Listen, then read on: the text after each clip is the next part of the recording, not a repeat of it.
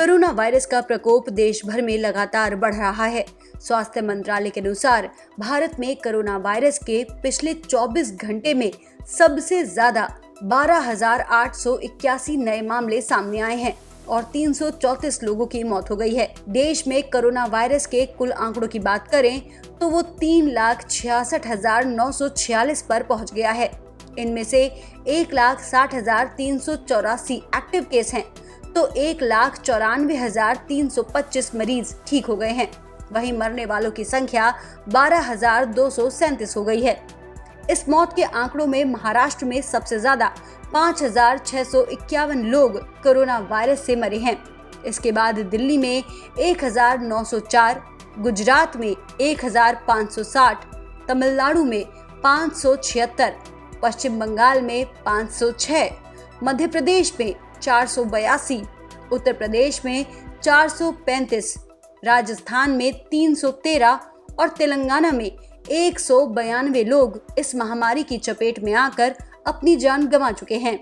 वहीं देश में एक्टिव केस और डिस्चार्ज मरीजों में फासला तेजी से बढ़ रहा है। देश में अब तक 52.95% लोग ठीक हो चुके हैं। आईसीएमआर ने जानकारी देते हुए कहा कि देश में पिछले 24 घंटों में किए गए टेस्ट की संख्या 1,65,412 है और अब तक 62,49,668 कोरोना वायरस के टेस्ट किए जा चुके हैं।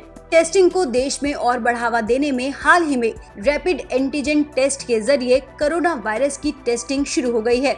दिल्ली में आज से नई टेस्टिंग तकनीक अपनाई जाएगी। फिलहाल आईसीएमआर ने इस तकनीक को केवल कंटेनमेंट जोन, अस्पताल या क्वारंटाइन सेंटर में इस्तेमाल करने की इजाजत दी है। आमतौर पर कोरोना टेस्ट की रिपोर्ट 1 या 2 दिन में आती है, जबकि इस तकनीक से 15 से 30 मिनट के अंदर नतीजा आ जाएगा। इस नई टेस्टिंग तकनीक के तहत अगर किसी शख्स की रिपोर्ट नेगेटिव आती है तो उसकी पुष्टि आरटीपीसी टेस्ट से की जाती है। अगर कोई शख्स पॉजिटिव आता है तो उसे पॉजिटिव मान लिया जाता है। केंद्रीय स्वास्थ्य मंत्री हर्षवर्धन ने कहा है कि ये तकनीक काफी सस्ती है। इसके लिए देश की राजधानी में प्राथमिकता से 149 टेस्टिंग सेंटर बनाए जाएंगे। दिल्ली में जहां एक तरफ टेस्टिंग बढ़ाई जा रही है, वहीं दूसरी तरफ दिल्ली के स्वास्थ्य मंत्री सत्येंद्र जैन कोरोना संक्रमित हो गए हैं। अब उनकी गैर मौजूदगी में डिप्टी सीएम मनीष सिसोदिया ने स्वास्थ्य मंत्रालय की जिम्मेदारी संभालने के बाद कहा कि अब कोरोना वायरस संक्रमण के टेस्ट की कीमत अधिकतम 2,400 रुपए निर्धारित कर दी गई है।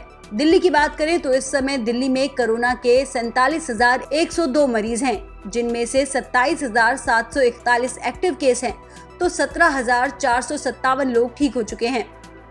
दिल्ली की गंभीर स्थिति को देखते हुए केंद्रीय गृह मंत्री अमित शाह एनसीआर और दिल्ली के अफसरों के साथ बैठक कर रहे हैं। दिल्ली की दिन ब दिन गंभीर होती स्थिति को देखते हुए केंद्रीय गृह मंत्री अमित शाह ने एनसीआर और दिल्ली के अफसरों के साथ बैठक की। केंद्रीय गृह मंत्रालय में दिल्ली, नोएडा, गाजियाबाद, गुड़गांव, फरीदाबाद समेत आसपास के अन्य जिलों के डीएम, डीसी के साथ बैठक हुई। इस बैठक में कोरोना वायरस से लड़ने के लिए रणनीति और दिल्ली एनसीआर बॉर्डर को लेकर बातचीत हुई।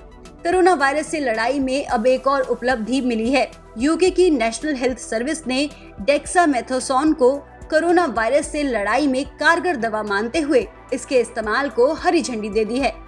वहीं WHO ने भी इसके इस्तेमाल की सहमति देते हुए कहा है वे कोरोना पीड़ित जिनकी हालत बेहद नाजुक है उन्हें ये दवाई दी जा सकती है। इसके अलग विश्व का एक ऐसा देश जिसने अपने आप को कोरोना फ्री घोषित कर दिया था, वहां हाल ही में 3 नए केस आए हैं। ये है न्यूजीलैंड। ये तीनों ही मरीज विश्व के अलग अलग कोनों से न्यूजीलैंड पहुंचे थे। वहीं दूसरी तरफ चीन, जिस देश से ये महामारी पूरी दुनिया में फैली, वहां के बीजिंग शहर में कोविड-19 के 28 नए केस आने के बाद वहां कुल संख्या 161 पहुंचने से चीन में हड़कंप मच गया है। अभी तक 3,56,000 लोगों का टेस्ट किया जा चुका है और कई अंतर्राष्ट्रीय उड़ानें रद्द कर दी गई हैं। एक और पड़ोसी देश की बात करें तो पाकिस्तान में भी ये आंकड़ा लगातार बढ़ रहा है। पाकिस्तान में इस समय कोरोना के 1,60,000 से ज्यादा मरीज हैं और 3,000 से ज्यादा लोगों की मौत हो चुकी है। जॉन हॉपिंग्स यूनिवर्सिटी के अनुसार कोरोना के इस समय पूरे विश्व में 83 लाख से ज्यादा मरीज हैं। अकेले यूएस में ये आंकड़ा 21 लाख से ज्यादा है। कोरोना वायरस महामारी से सबसे ज्यादा प्रभावित देशों की लिस्ट में पहले नंबर पर यूएस आता है और चौथे पर भारत है।